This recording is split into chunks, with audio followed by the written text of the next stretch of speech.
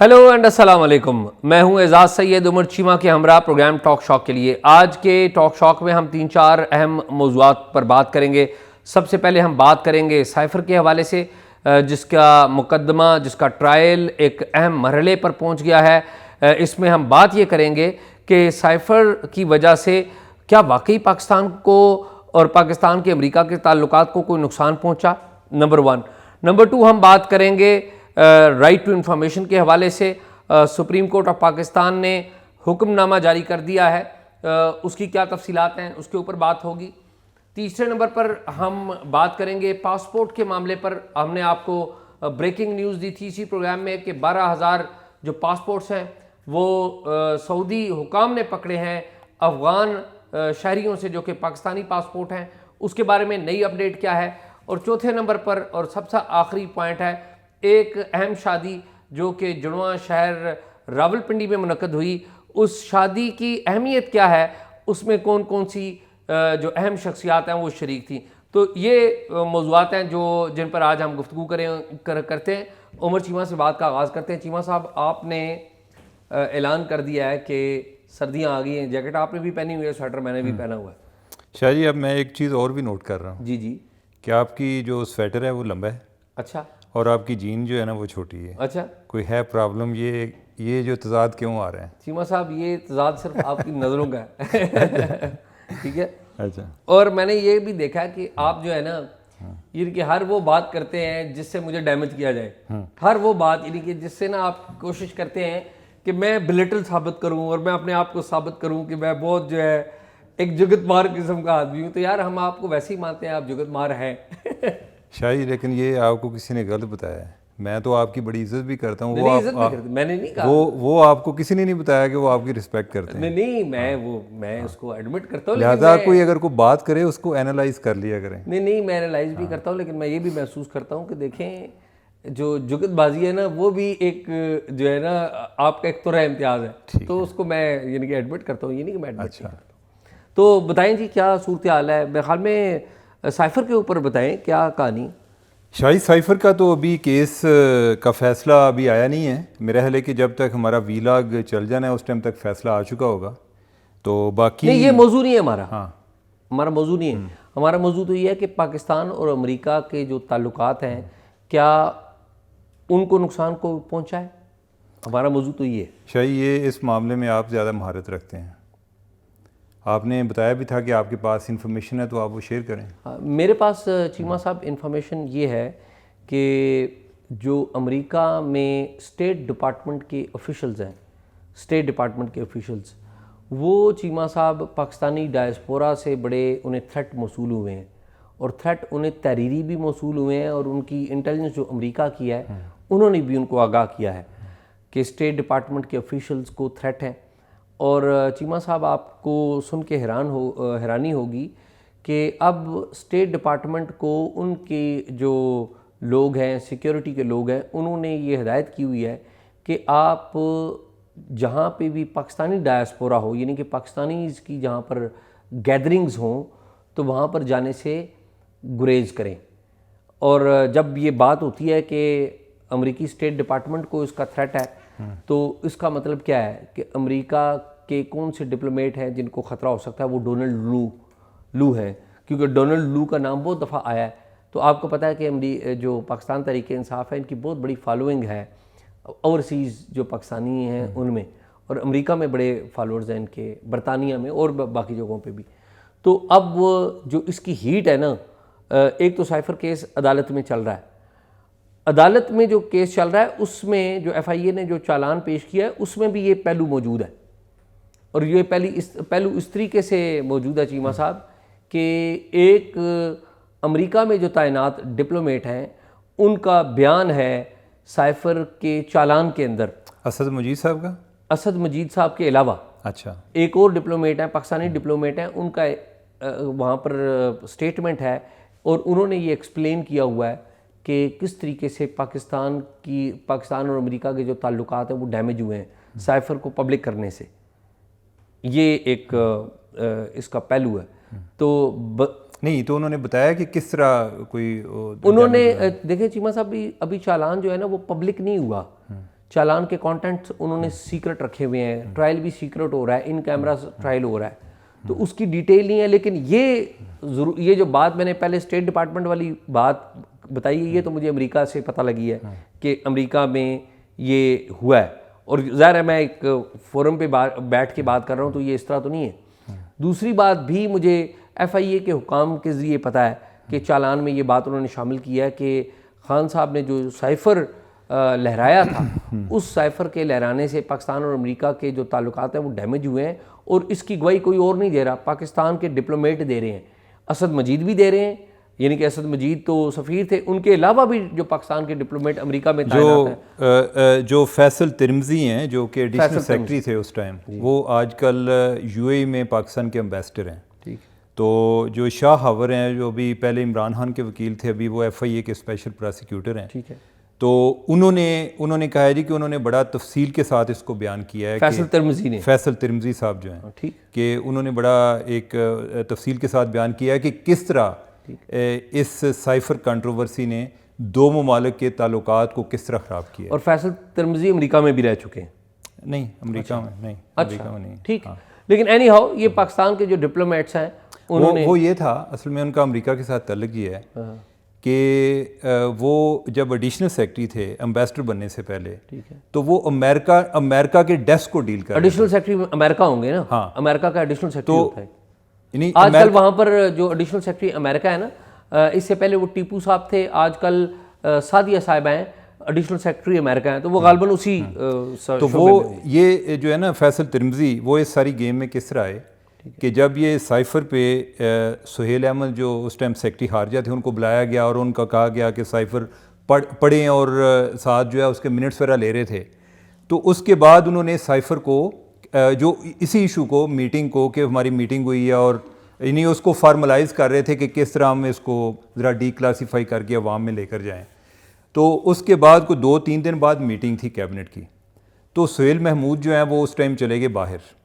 तो जो वजारत खारजा से नुमाइंदगी करने के लिए इन्होंने फैसल तिरमिज़ी साहब को बुलाया, क्यों वो अमेरिकन डेस्क के भी थे और सेक्रेटरी खारजा मौजूद नहीं थे, तो उनकी गैर मौजूदगी में वजारत खारजा की नुमाइंदगी के लिए उन्हें बुलाया गया। तो जब वो उधर गए तो उस लिहाज से यानी कि वो भी उस सारी गेम का हिस्सा बन गए, तो FIA ने फिर उनको भी एज अ विटनेस शामिल किया कि आप बताएं कि आपको कैबिनेट ने क्या पूछा था, या आगे जो उसकी फर्दर डिटेल्स हैं कि इसका ओवरऑल मुल्क को क्या नुकसान हुआ। सुहेल महमूद साहब, चीमा साहब, वो रिटायर हो चुके हैं। अभी 2 रोज़ पहले एक सफारती तकरीब में मेरी उनसे मुलाकात हुई थी और मैंने इस पर्टिकुलर मौजू पे उनसे बात की थी।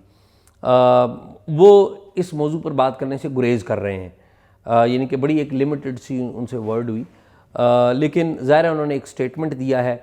और अगर साइफ़र केस देखा जाए ना, तो चीमा साहब वैसे तो 28 गवाह हैं ना, अगर उन्हें लूजली भी लिया जाए तो 12 गवाह हैं जो बड़े अहम हैं, लेकिन उन 12 गवाहों के भी अंदर 3-4 गवाह हैं जो प्राइम गवाह हैं, यानी कि जिनके ऊपर वो सारा मुकदमा खड़ा है। सबसे पहले असद मजीद हैं, उस वक्त के अमेरिका के पाकिस्तान के सफ़ीर, जिन्होंने वो साइफ़र लिखा था।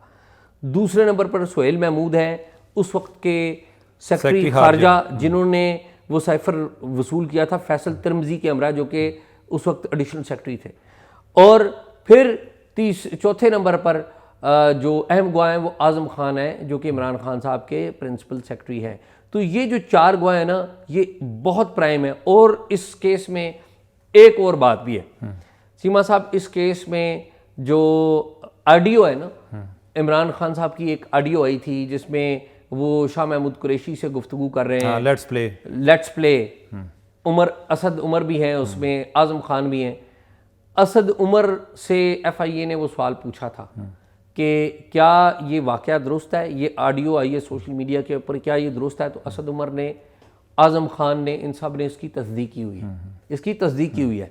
और आप सुन के हैरान होंगे चीमा साहब कि जो FIA का जो चालान है, जो कि ज़ाहिर अभी पब्लिक नहीं हुआ, उस चालान में पहली दफ़ा वीडियो जो ऑडियो है, वो साइफ़र वाली ऑडियो, इमरान खान साहब वाली ऑडियो, वो भी चालान का हिस्सा है। इस तौसीकी बयान के साथ कि तौसीक किसने की हुई है, आज़म खान ने तौसीक की हुई है, बाकी लोगों ने इसकी तौसीक की। तो उस तौसीकी बयान के साथ कि जी ये सोशल मीडिया पे ऑडियो आई थी और ये ऑडियो जो है, उस ऑडियो की तस्दीक भी फ़लाँ बंदे ने की। अच्छा, वैसे ये है कि असद उमर ने जो अपना बयान दिया था, उसने तस्दीक इस सेंस में की थी, एक तो उसने कहा कि मेरी आवाज़ मेरी है जी, ऐसे ठीक है, लेकिन यानी कि उसने अपने लिए, असद उमर साहब ने अपने लिए एक स्पेस भी क्रिएट की कि मैं अगर किसी स्टेज पे स्टेप बैक करना हो तो मैं कहूँ जी कि मैंने ये बात तो नहीं की थी। तो उन्होंने कहा जी कि आवाज़ मेरी है, लेकिन लगता है कि आपने मुख्तलिफ जो है ना जो ऑडियोज़ हैं वो जोड़ के एक बना ली है कि इस तरीके से कि ताकि हाँ या ना ये दोनों उन्होंने एक अपने लिए गुंजाइश उसमें रखी हुई थी। इसीलिए मेन गवाह में उनका नाम नहीं है, जो मेन जो गवाह हैं वो 4 ही ये बनते हैं। तो एनी हाउ अगला केस है चीमा साहब, आपको पता ही है कि वो सुप्रीम कोर्ट के चीफ जस्टिस जनाब काजी फायज़ ईसा की सरबराही में जो बेंच था 3 रुकनी, उसने मुख्तार अहमद अली जो कि जिन्होंने एक आम शहरी की हैसियत से एक पटिशन दायर की थी, बल्कि मैं नाज़रीन को कहूँगा कि वो सारा केस क्या है हमने जो पीछे प्रोग्राम किए हुए हैं उसका लिंक भी कोशिश करेंगे कि लगाएंगे अपनी डिस्क्रिप्शन में, कि वो भी देख लेंगे मुख्तार अहमद अली क्या कह रहे थे इस केस में, क्या क्या चैलेंजेस हुए। तो उन्होंने मुख्तार अहमद अली ने मालूमात तक रसाई के कानून के तहत मालूमात मांगी थी सुप्रीम कोर्ट ऑफ पाकिस्तान से कि सुप्रीम कोर्ट के मुलाजमीन इसमें ख़वातीन कितनी हैं, मर्द कितने हैं, बाकी वेकेंट सीट्स कितनी हैं, वो मांगी थी और सुप्रीम कोर्ट के रजिस्ट्रार ने इनकार कर दिया था। तो आज वो फैसला आ गया आर्टिकल 19A के तहत। थोड़ी सी आप डिटेल शेयर करें और फिर बात आगे बढ़ते हैं। देखिए आज फैसला आ गया और सुप्रीम कोर्ट ने कहा कि उस फैसले में लिखा कि इनको जो इन्फॉर्मेशन मांग रहे हैं वो दे दी जाए। इन्फॉर्मेशन क्या मांग रहे हैं, वो कोई सुप्रीम कोर्ट के जो मुलाजमीन हैं, ये मेरे ख्याल पिटीशन गालिबन 2019 की है और उससे 5 साल पीछे की। उन्होंने इन्फॉर्मेशन मांगी थी कि कितने आपके पास कंट्रैक्ट पर हैं, कितने रेगुलर आपने लोग इंडक्ट किए, उनमें से कोटा के हवाले से कि सुप्रीम कोर्ट दूसरों पर भी कोटे का नफाज करती है, तो आप भी बताएं कि आपके पास जो डिसेबल कोटा में आपने कितने लोग रखे, ख़वातीन कितनी रखी, या जो ख्वाजा असरा का भी एक कोटा होता है उनको मुलाजमत में आपने हिस्सा दिया, ये कितने लोग थे, इस तरह की डिटेल्स थी। तो जिसको सुप्रीम कोर्ट को तकरीबन 4 साल से 4.5 साल इनकारी रही कि हमने इन्फॉर्मेशन प्रोवाइड नहीं करनी, तो अब उन्होंने इन्फॉर्मेशन प्रोवाइड कर दी है। और जो उस टाइम सारे इस अमल के दौरान जिस चीज़ पर इसरार रहा वो इस चीज़ पर था कि सुप्रीम कोर्ट पर राइट टू इन्फॉर्मेशन लॉ का इतलाक़ नहीं होता।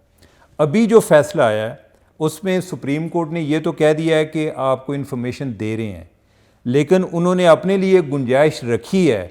उन्होंने ये नहीं किया कि कल कोई इसको मिसाल बना के कोई और भी आ जाए जी कि दरवाज़ा खटखटाना शुरू कर दे जी मुझे भी इन्फॉर्मेशन चाहिए चीफ साहब, मुझे फ़लाँ इन्फॉर्मेशन प्रोवाइड करें। तो उन्होंने वो भी गुंजाइश रखी है। उन्होंने कहा जी कि हम पर जो राइट टू इन्फॉर्मेशन लॉ है वो अप्लाई नहीं होता, लेकिन हम जो आइन का आर्टिकल 19A है उसके तहत हम इंफॉर्मेशन प्रोवाइड कर रहे हैं। ठीक है, तो ये उन्होंने किया है। अच्छा चीमा साहब, ये जो आइन का आर्टिकल 19A उन्होंने अपने आप पर अप्लाई किया ना, ये इन इटसेल्फ एक प्रेसिडेंट बन गई है, इन इटसेल्फ एक प्रेसिडेंट बन गई है। ठीक है, और ये आगे ये नज़ीर आगे जाके इस्तेमाल होगी। आइडियल बात तो ये थी कि वो उस कानून के सामने वो करते, सुप्रीम कोर्ट कहती कि आप देखें ना, ये भी एक बड़ा दोहरा मेयार मैं कहूँगा कि काजी फायज़ ईसा साहब एक तरफ इस ख्याल के हामी हैं प्रैक्टिस एंड प्रोसीजर बिल में कि जी जो कानून पार्लियामेंट बनाती है सुप्रीम कोर्ट को उसको अमल दरामद करना चाहिए, ये उन्होंने फैसला आया हुआ है। ठीक है, और उसके हक़ में फ़ैसला दिया है। और अब ये यानी कि डबल स्टैंडर्ड ये है कि मालूमात तक रसाई के कानून को आप नहीं मानने के लिए तैयार, आप कहते हैं इसमें हम आइन के ऊपर जाएंगे, जहाँ पर आम आदमी का मामला आ गया इस पर आपने आइन के ऊपर चले गए। चलें, ये भी अच्छा किया आपने।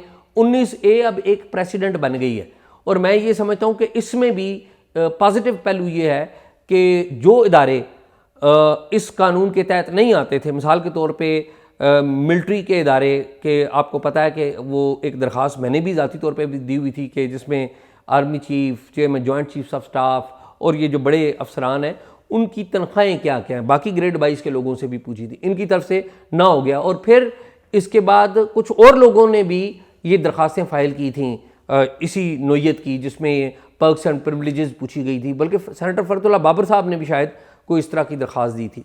लेकिन तो अब ये है, मेरा ये ख्याल है कि अब इस प्रेसिडेंट को आगे बढ़ना चाहिए। आइडियल बात वो थी कि ये कानून के तहत आते, नहीं आए। अब 19A लगाइए, इन्होंने अपने आप को पेश किया है। आई होप कि ये मामला इससे आगे बढ़ेगा, पीछे नहीं आएगा? नहीं शायद, लेकिन ये बात इतनी सादा नहीं जितनी आप समझ रहे हैं, और जो लगाने वाले हैं ना वो भी जज हैं, ठीक, और उनको आइडिया कि हमने खुद किस तरह बचना है। ठीक, उन्होंने एक तो ये तय कर दिया है कि आपको ये भी बताना पड़ेगा कि आप इंफॉर्मेशन क्यों मांग रहे हैं। तो पहले तो जो उसकी मेंटेनेबिलिटी है ना, उधर ही बंदे को फंसाए रखेंगे ठीक, कि आप इंफॉर्मेशन क्यों मांग रहे हैं। आपने कहा जी कि मैंने रिसर्च के लिए मांगनी है, उन्होंने कहना जी कि कौन सी रिसर्च कर रहे हैं, तो आप कहेंगे जी कि मैं जर्नलिस्ट हूँ, आप कहेंगे जी कि आप ये बताएं कि पहले कौन कौन सी आपने रिसर्च की है। इस तरह से कोई मामला।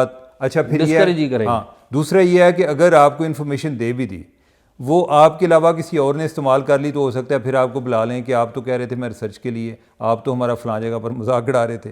ठीक है, ये जो आर्टिकल 19A है उसने भी लगाया हुआ है कि that is subject to reasonable restriction. ठीक है, तो वो रिस्ट्रिक्शन जो है वो इधर भी उन्होंने अप्लाई कर लेनी है। नहीं उमर, वो अप्लाई करेंगे, मैं नहीं कह रहा हूँ कि नहीं करेंगे। अब तो देखे ना, सुप्रीम कोर्ट ने एक फैसला दे दिया है, हम तो हुए फैसले के ऊपर बात कर रहे हैं। फैसला जो दे दिया है ना, फैसले का मेरिट भी तो चेक होना है ना। मेरिट ही चेक कर रहे हैं। नहीं, फैसले का ये है, एक तो ये है कि उन्होंने जो पिटिशनर का मेरिट है मुख्तार अहमद अली का, वो उन्होंने डिस्कस ही नहीं किया। ठीक है, और ये जो बात है ये भी उधर, ये दरमियान में कोई इसका एक पासिंग रेफरेंस में जिक्र था कि आपको इन्फॉर्मेशन क्यों चाहिए। जी जी, वो कोर्ट की प्रोसीडिंग में भी। तो उन्होंने जवाब दिया, उन्होंने कहा जी कि वैसे तो लॉ के तहत आप मेरे से ये पूछ नहीं सकते।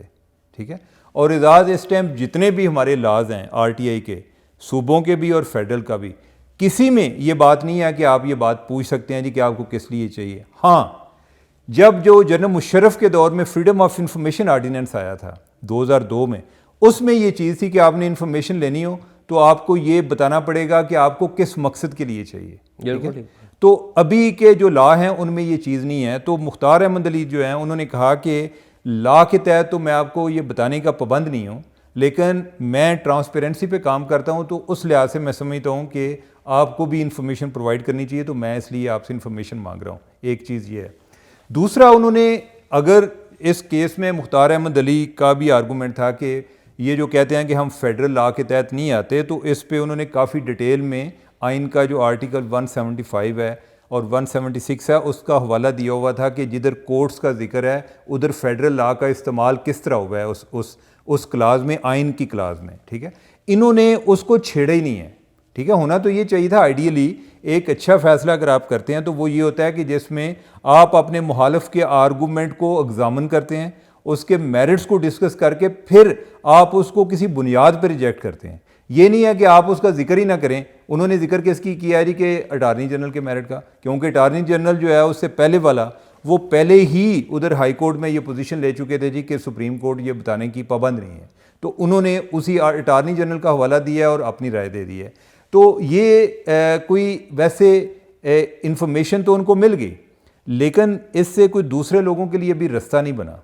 ठीक है, सुप्रीम कोर्ट ने इस रास्ते को बंद किया है, एक तरीके से डिस्करेज किया है, और साथ ये भी डाल दिया है कि कौन सी इन्फॉर्मेशन है, यानी कि जो पब्लिक इंटरेस्ट में आती हो। अब पब्लिक इंटरेस्ट जो है ना, ये भी डिफाइन होना करना है। अगर आपकी कोई उधर पिटिशन जाती है तो दो चीज़ें हैं जी कि क्या आपको वाकई इस काम के लिए चाहिए, आप रिसर्चर हैं या नहीं है, पहले तो आप ये इस्टेब्लिश करें, या कोई और जो भी चीज़ बताते हैं।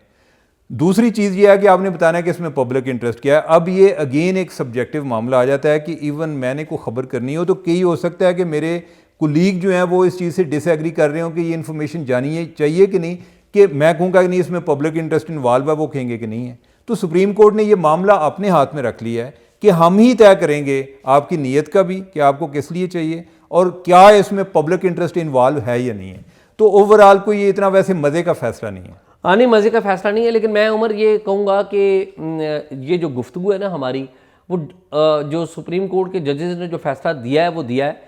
हमारी गुफ्तगू लोगों को इस बात के ऊपर कायल करने के लिए होनी चाहिए कि ज़्यादा से ज़्यादा लोग अपने अपने दफ्तरों में या जिन जिन सरकारी इदारों में उन्हें कोई भी चैलेंजेस आते हैं, चाहे वो कोई भी इदारा है, उसमें मालूमात तक रसाई के कानून के तहत दरख्वास्तें फ़ाइल करें। ये मामला एक दिन का नहीं है और ये मामला एक फैसले का भी नहीं है, ये मामला आगे चलेगा। It's on going campaign, it's on going, ये उस वक्त तक चलता रहेगा। ये जो बात है ना, हमारे यहाँ अनफॉर्चुनेटली कोई ये नहीं था कि बड़ी कुछ सिविल सोसाइटी ने कोई इस पर प्रोटेस्ट किए थे। ठीक है, कोई ओवरऑल डोनर्स की तरफ से भी प्रेशर आया, कोई लोकल लेवल पे अगर आप एडवोकेसी की बात करेंगे कि कौन लोग थे जो इस मामले पे कर रहे थे, तो आपको कोई 2-4 जो नाम नज़र आते हैं, मुख्तार अहमद अली हैं, जाहिद अब्दुल्ला हैं, हमारे वो नईम साहब हैं कराची के, नईम सादिक साहब, एक और जैदी साहब हैं शहरी ऑर्गेनाइजेशन के, और कोई चंद एक लोग हैं ऐसे जिन्होंने इस काम को आगे चलाते रहे हैं। लेकिन अगर हम कंपैरिजन करें ना, देखें हमारे यहाँ जो पहला ला इवन मुशर्रफ के टाइम पर भी आया था, तो हमें तो उस टाइम पता ही नहीं था कि इस नाम की कोई चीज़ होती है। लेकिन और 2002 में आया था, और हम क्लेम भी करते हैं कि पूरे जो बरसगीरा उसमें सबसे पहले ये इधर आया था। लेकिन हमारे बरक्स जो इंडिया में आया था, उधर 1995 में तहरीक शुरू हुई और 2005 में जाकर ला बना। उमर और उधर जो है ना, उधर जो RTI एक्टिविस्ट हैं, वो बड़ी देर उन्होंने इस ला को इफेक्टिव बनाने के लिए वो RTI रिक्वेस्ट जो है वो फाइल करते रहे, अभी भी करते हैं। उमर और उसमें जो ये जो क्या केजरीवाल है और ये लोग जो हैं, ये उस लॉ की प्रोडक्ट हैं कि ट्रांसपेरेंसी और एंटी करप्शन मूवमेंट्स जो हैं। उमर, आप ये बात कह रहे हैं कि लॉ उनके इधर आया, उन्होंने सुप्रीम कोर्ट में गालबन 84 या 86 में भी फैसला दिया था उनकी अदालत ने, जिसके तहत वहां पर भी राइट टू इन्फॉर्मेशन की मूवमेंट 84-86 से है। लॉ उनका लेट आया। लेकिन देखें, बात का होता है कि कोई पिटीशन वगैरह चलती जी रहती हैं, ठीक है। लेकिन ये उस तरह से अगर आप सोचें ना, तो हमारे भी 80 की दहाई में लेट में जो प्रोफेसर खुर्शीद थे, इन्होंने भी कोई लॉ पेश किया, और भी बेनज़ीर भुट्टो साहबा के दौर में जमात इस्लामी की तरफ से आया था ये लॉ। प्रोफेसर खुर्शीद साहब जो हैं जमात इस्लामी के सेनेटर, उन्होंने पेश किया था ना। और वो फिर वो ऑर्डिनेंस की सूरत में लगाया था बेनज़ीर ने जाते जाते, और फिर जब उनकी गवर्नमेंट को फारूक लगारी साहब ने ख़त्म कर दिया, तो इंटरिम दौर में उस ऑर्डिनेंस की मुद्दत ख़त्म हो गई। तो नवाज शरीफ साहब ने 1997 में 2/3 की अक्सरियत लेके आए थे, फिर उन्होंने कानून ही नहीं बनाया। खैर, ये लंबा हो जाएगा और इस पर बड़ी बात हो सकती है, वो करते रहेंगे हम आने वाले प्रोग्रामों में। चीमा साहब, वो पासपोर्टों का पता चला आपको क्या हुआ है? वो पासपोर्ट्स के वाले से आपने भी कुछ पूछा होगा शायद, अभी आप बता रहे थे मुझे कोई रिकॉर्डिंग से पहले कोई उस पर कोई अपडेट वगैरह। नहीं, मैंने कहा शायद आपने भी कोई, क्योंकि आप भी कुछ लोगों से राब्ते में थे। नहीं, मैं राब्ते में था, लेकिन इस मामले में कोई मुझे अपडेट नहीं है। आपके पास में रहले है इस वाले से? जी। उमर, वजारत दाखिला ने इस मामले का नोटिस लिया है। वजारत दाखिला ने उनकी एक सेक्शन अफसर है सीप जान, उन्होंने एक नोटिफिकेशन जारी किया है, और नोटिफिकेशन के मुताबिक जो DG इम्पास हैं, यानी कि इमिग्रेशन एंड पासपोर्ट, मुस्तफ़ा काजी साहब, उनकी सरबराही में एक 5 रुकनी कमेटी कायम कर दी है कि 12,096 जो पासपोर्ट जाली पासपोर्ट सऊदी हुकूमत ने पकड़े हैं अफ़गान शहरियों से, उनके ऊपर तहकीकात करेगी। और ये जो कमेटी है, इसमें नादरा का भी एक सीनियर अफसर होगा, FIA का भी कम से कम ग्रेड 19 का एक अफसर होगा, जो इम्पास है यानी कि पासपोर्ट एंड इमिग्रेशन डिपार्टमेंट, इसका भी एक अफसर होगा, और एक अफसर वजारत दाखिला का भी होगा। तो ये तकरीबन 5 अफसर्स बन जाते हैं। इन्होंने 15 दिन के अंदर, 15 डेज़ के अंदर ये रिपोर्ट जो है इन्होंने जमा करानी है वजारत दाखिला को। इन्होंने असर्टन करना है DG जो पासपोर्ट एंड इमिग्रेशन है, इन्होंने कि एक ये कि ये पासपोर्ट कैसे बने, नंबर 2 इसके ज़िम्मेदार कौन कौन है, यानी कि अगर FIA में से हैं तो वो बताएंगे, अगर इनके पासपोर्ट एंड इमिग्रेशन डिपार्टमेंट से हैं तो वो इनके बताएंगे, अगर नादरा से हैं तो वो इनके बताएंगे। अच्छा, लेकिन जो पहले इन्फॉर्मेशन आई थी जिसमें ये बातें आई थी कि फ़लाँ जगह से पासपोर्ट बने हैं, वो इंक्वायरी किसने की थी?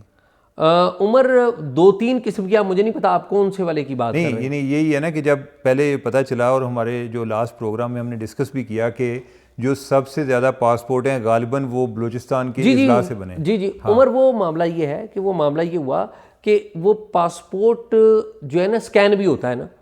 मिसाल के तौर पे पासपोर्ट आपका है, आपका पासपोर्ट एग्जैक्टली स्कैन कर लिया गया है, पर्टिकुलर्स आपके हैं, तस्वीर मेरी है, ठीक है। तो जो पासपोर्ट इनके पास डाटा आया है, उनका तो जब एनालिसिस किए तो वो मुख्तलिफ ज़िलों से निकलते हैं। लेकिन अब देखना ये है ना कि क्या वो पासपोर्ट स्कैन है या वो ओरिजिनल पासपोर्ट उन्होंने अफगानियों के बनाए हैं, ये भी देखना है, या वो पासपोर्ट अफगानियों के बने हैं on the basis of the NADRA के कार्ड के ऊपर बने हैं। तो ये वो एक अलग इशू है। जब ये से थारोली तहकीकात करेंगे ना कि ये पासपोर्ट कहाँ से बने, ये बंदे कहाँ से फ्लाई किए, तो फिर इसमें मेरी इतलात के मुताबिक चीमा साहब बहुत बड़ी तादाद है जो कि मुल्तान और सियालकोट के एयरपोर्टों से गई है। अच्छा, मुल्तान और सियालकोट का मतलब है कि यहाँ पर नए एयरपोर्ट बने हैं, अमला कम था, शायद इल्ज़ाम मैं नहीं लगा रहा, शायद उसमें कहीं FIA के एहलकार भी हो सकते हैं। ये गुज़िश्ता 2-3 साल की कहानी है ना, तो अगर आप 2-3 साल में देखें तो यहाँ पर जो अफसर एक लंबे अरसे में तैनात है तो वो सवाल जवाब के कटारे में तो आएंगे ना। तो खैर ये एक मामला। तो आप शादी का बताएं, शादी किसकी कराई है? चीमा साहब ISI हमारी एक बड़ी एजेंसी है खुफिया, और इसमें एक अफसर है जिनकी पॉपुलैरिटी इमरान खान साहब ने बड़ी की हुई है, और उनको आपको याद है कि वो डर्टी हैरी के नाम से बड़ा याद करते थे, फैसल नसीर उनका नाम है, और इनका नाम ले लेके वो बड़ी जिसे कहते हैं ना कि बड़ा इनको बदनाम करने की कोशिश करते थे, और इनको बड़े वो इन पे बड़े इल्ज़ामात भी लगाया करते थे। तो वो अभी उधर ही हैं, उसी महकमे में हैं, उस महकमे ने उनको सरेंडर नहीं किया। तो उनका जो बेटा है एक शारिक उनका नाम है, तो बलूचिस्तान में एक डॉक्टर साहब हैं, उनकी बेटी के साथ उनकी शारिक की जो है वो शादी हुई है। अभी चीमा साहब 2 रोज़ पहले ये बैरिया टाउन रावलपिंडी में जो है वो शादी की तकरीब थी। तो शादी की तकरीब इसलिए बड़ी अहम थी चीमा साहब कि वहाँ पर वज़ीर-ए-आज़म जनाब अनवार काकड़ वो भी थे, आर्मी चीफ जनाब आसिम मुनीर भी थे, और DG ISI नदीम अंजम भी थे, और बड़े बड़े लोग थे। लेकिन मेरे लिए इंटरेस्टिंग बात एक तो ये भी है कि ये सारे वहाँ पर थे। वहाँ पर चीमा साहब मुस्लिम लीग नून के सेनेटर जो इसहाक डार हैं उनको, और आज़म जो हैं अमीर मुकाम वो भी थे। ये 2 पर्सनालिटीज़ भी ज़ाहिर बड़ी अहम है। और साथ ही साथ चीमा साहब उस शादी में फैसल वाडा वो भी थे, तो गवर्नर्स थे, चीफ मिनिस्टर्स थे, पंजाब के चीफ मिनिस्टर भी बाय द वे आए हुए थे, और गालबन सिंध के भी थे। तो यानी कि शादी वेरी वेल अटेंडेड थी। तो ये चीमा साहब शादियाँ जो होती हैं बड़े बड़े अफसरान की, ये शादियाँ जो है ना, इनमें जो सोशल मेल जोल होता है, आप ज़ाहिर है ये जितने भी पॉलिटिकल लोग आए हैं इन्होंने ज़ाहिर है आर्मी चीफ से भी हाथ मिलाया है, इसहाक डार साहब ने और अमीर मुकाम ने, और ज़ाहिर है नदीम अंजम साहब से भी इन्होंने हाथ मिलाया। तो जो समाजी जो ये तकारीब होती हैं बाज़ वक़्त बड़ी अहम होती हैं, इनकी अटेंडेंस भी बड़ी कुछ बातें बता रही होती है। नहीं, बस यही है कि उनकी एक अपनी इम्पॉर्टेंस भी है, और हमारी जो एक एडमिनिस्ट्रेशन है, जो हमारी लीडरशिप है, उन्होंने इसमें एक मैसेज भी दिया है कि अगर कोई इमरान खान किसी अफसर के ख़िलाफ़ कोई इस तरह की गलत बातें करेगा तो जो लीडरशिप है वो उस अफसर के साथ खड़ी है। जी हाँ, मैं चीमा साहब सोचता ना, मैंने पूछा भी, मैंने कहा उमर चीमा साहब तो नहीं थे शादी में? नहीं तो आप उधर जाके आप पूछ रहे होंगे ना? नहीं चीमा साहब, मैं तो फ़ोन पे ही किसी से बात कर रहा था, किसी से मिल रहा था। आपको नहीं बुलाया उन्होंने? तो चीमा साहब दोस्ती आपके साथ है तो मुझे क्यों बुलाएंगे? आप तो खैर वैसे ही सर्विंग लोगों के साथ नहीं रखते। यही बात है। तो मैंने कहा चले आपको बताऊं कि शादी, अच्छा वैसे आप गिला कर दीजिएगा कि आपको बुलाया नहीं था। यू कैन नहीं, गिला मैं अपना कर दूं या आपका कर दूं? नहीं, वो दोस्ती आपकी है तो आप अपने ही करेंगे। नहीं शायद मैं गिला नहीं करता। हाँ, दोस्ती वैसे भी आपकी है। अच्छा ठीक है। अच्छा, लेकिन ये है कि जब इस तरह के ओहदों पर होते हैं, असल में ये सारे ज़रूरत के तल्लुक़ होते हैं। ज़रूर, ठीक है। और जब फैसल नसीर इस ओहदे पर नहीं रहेंगे कोई उनको पूछेगा नहीं। इसी तरह जैसे जनरल फैज़ को कोई नहीं पूछता। एक टाइम था कि जब जनरल फैज़ की वालदा की डेथ हुई थी और हमारे बहुत सारे जो सियासतदान हैं वो उधर तज़ियत के लिए गए, चकवाल गए थे। हाँ, चकवाल के लिए गए थे। बल्कि मुझे याद आता है कि उस टाइम गालिबन याज़ मीर साहब इन्होंने कॉलम लिखा तो इन्होंने खुसरो बख्तियार का जिक्र किया हुआ था कि ये भी जो है ना उधर पहुंचा हुआ है। तो ये कोई ऐसी वैसे कोई साहब हाँ। एक जो बात है ना, वो जो मैं रह गई इस शादी की अटेंडेंस में कि फैसल नसीर साहब के बेटे की शादी में पीपल्स पार्टी की बड़ी भरपूर शिरकत थी। फ़रियाल तालपुर थी, अदी फ़रियाल वहाँ पर थी। अदी फ़रियाल, जी अदी फ़रियाल, वो बड़ी हाँ ना, वो थी। और फिर शजील मेमन थे। वैसे जो है ना अदी को कई लोग जो है ना सिंध में दी फ़रियाल भी हाँ, तो या दी अदी असल में दी अदी के भाई यानी कि आम अदी नहीं है, यानी कि बैन, आप बैन का कह रहे हैं ना कि बैन फ़रियाल बैन। जी कि वो आसफ जरदारी साहब की बहन है, वो थी वहाँ पर। शजील मेमन थे वहाँ पर, नासिर शाह थे वहाँ पर, मुराद अली शाह थे वहाँ पर। बड़े यानी पीपल्स पार्टी का भरपूर वहाँ पर था। और ज़ाहिर ये भी जो बाकी शुरकाएं इन्होंने भी उनसे हाथ मिलाए और बताया कि हम भी हाजिर हैं। और ज़ाहिर है मेज़बान वैसे ये जिन लोगों का आप जिक्र कर रहे हैं, अगर ये ना होते तो फिर ये खबर थी।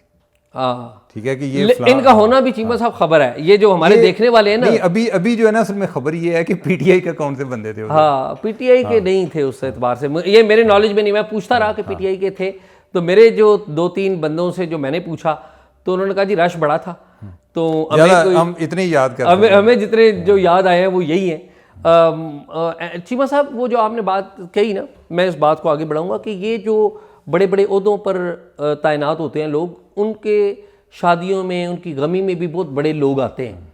अच्छा, और मैं चीमा साहब मुझे याद है अच्छी तरह, मुशर्रफ साहब अपने अरूज पे थे, शुरू के दिनों की बात है, 2002 अक्टूबर के इलेक्शन हो चुके थे, पंजाब में परवेज़ लाई साहब की हुकूमत बन चुकी थी। तो परवेज़ लाई साहब यहाँ पर खुसूसी तौर पर आए थे इस्लामाबाद के मैरियट होटल में, और जिस ओहदे पर फैसल नसीर साहब तैनात हैं, इसी ओहदे पर जनरल ज़मीर तैनात थे। आपको याद होगा कि जनरल ज़मीर थे डीजीसी उस वक्त, एहतशाम ज़मीर उनका नाम था। तो वो जनरल एहतशाम ज़मीर जाफरी जो कि दीना से शायर हैं, बड़े मशहूर शायर हैं, मज़ाहिया शायरी में उनको, वो फोत हो गए हुए हैं। तो ज़मीर जाफरी के बेटे थे एहतशाम ज़मीर, उन्होंने अपने वालिद की बरसी यहाँ पर मुनक़्क़द की थी, और चीमा साहब कौन बंदा था जो नहीं था वहाँ उनकी मैरियट होटल में, और वो मुझे पता चला था कि मैरियट होटल में ये फंक्शन, और वो ओपन फंक्शन था, तो मैं उसकी कवरेज के लिए गया था और मैं देख रहा था उस वक्त। तो परवेज़ लाई साहब ने एक ख़िताब किया था वहाँ पर, परवेज़ लाई साहब ने ख़िताब ये किया था कि मैं इसलिए नहीं आया यहाँ पर कि एहतशाम ज़मीर साहब का कोई ओहदा है, मैं तो इसलिए आया हूँ कि मैं ज़मीर जाफरी साहब का बड़ा मौत के दूँ। तो होता ही है चीमा साहब के जो बड़े ओहदों पर लोग होते हैं ना, उनकी कुर्बत लेने के लिए जो बाकी स्टेक होल्डर्स होते हैं ना, वो उन जैसे बन जाते हैं। ज़ियाउल हक साहब थे ना, वो मजहबी आदमी थे, तो बहुत सारे ब्यूरोक्रेट इस्लामाबाद में वो नमाज़ें पढ़ने लग पड़े और उनके सामने सर पे टोपी रख के नहीं, उनकी बेगमात जो है वो महफिल मिलाद कराना शुरू कर दी। अब मुशर्रफ साहब थे, वो मजहबी आदमी नहीं थे, वो ज़रा गाने बजाने लोगों ने क्वाली कराना शुरू कर दी, तो लोगों ने क्वाली क्या कंसर्ट करवाते थे लोग, मुशर्रफ साहब को यहाँ पे बुलाया करते थे, बड़ी तक। वो याद है एफबीआर के चेयरमैन यूसुफ साहब थे, तो अब्दुल्ला यूसुफ साहब, उनकी एक वीडियो लीक हो गई वो जिसमें नाच रहे थे, गो के प्राइवेट है, मुझे उनके नाचने पे एतराज़ नहीं, लेकिन मैं बताना ये मकसद है। आप शायद आप खुद बहुत अच्छा एक डांस कर लेते हैं। नहीं चीमा साहब, डांस तो आप करते हैं यार चीमा साहब। हाँ, वैसे भी ये नहीं कि एक चीज़ जो है मैं नहीं, ये आपने बड़ी हाईली ये तो बड़ी गलत बात है चीमा साहब, और ये वो वजह है कि जिसकी वजह से ना मैं बड़ा हाईली ऑफेंसिव लेता हूँ इन बातों को। ये आपकी इन बातों को मैं ऑनेस्टली, ये दिस इज रॉन्ग, और मैं आपको रिस्पेक्ट देता हूँ, इसका मतलब बिल्कुल ये नहीं है कि आप मुझे डिसरिगार्ड करें। नहीं चीमा साहब, ये आगे प्लीज इसको इस तरह ना रखें। मैं आपको रिगार्ड देता हूँ, इसका मतलब बिल्कुल ये नहीं है कि आप ईच टाइम करें, ये मैं बिल्कुल आई हैव टेकन इट। आगे चलें। हाँ, तो यही है मेरे हाल में बातचीत। तो फिर बात ख़त्म कर दें। तो बात ख़त्म कर। नाज़रीन, आपने प्रोग्राम सुना और उम्मीद है कि आपको पसंद आया होगा। अपनी राय ज़रूर दीजिएगा, और आपका जो फीडबैक है वो आप तक हम तक पहुंचता रहता है। कोई इन्फॉर्मेशन आपने शेयर करनी हो तो talkshock777@gmail.com पर हमारे साथ शेयर करें। ओके जी, खुदा हाफिज़।